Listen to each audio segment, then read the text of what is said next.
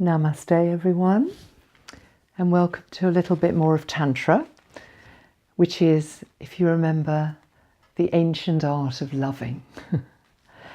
And I'm going to tell you about hugging. Sometimes I say to couples, and do you hug one another? And they look at one another and they're not sure quite what to say. Do we hug? Is what we do a hug? Well, you know, there are all sorts of hugs.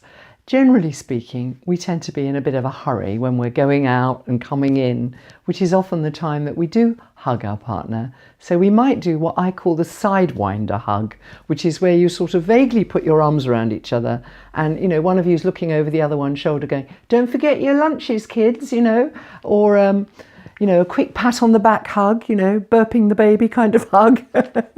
Well, they're all right, those, sometimes. But an ideal hug is what I call a heart-to-heart hug. And that takes a little bit of time and a bit of awareness and a bit of breathing. But initially, if you create that time, and it's not one of those rushed jobs, but you say, hey, let's have a hug. And you might start with namasteing one another. Hello, my lovely partner, namaste, which means I honour the divine in you as I honour the divine in myself. That's very beautiful, isn't it? Well, you namaste and you look at one another. You want to see who you're hugging, you know.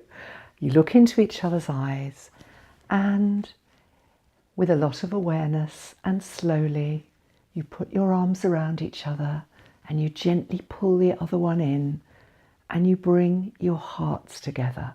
So none of this kind of A-frame business where just the tops of you are touching.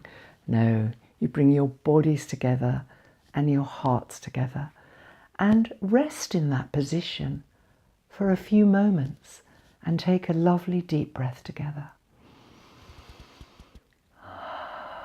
And you can feel each other's breathing. It's beautiful. Sometimes I call that a melting hug. And when does a hug end?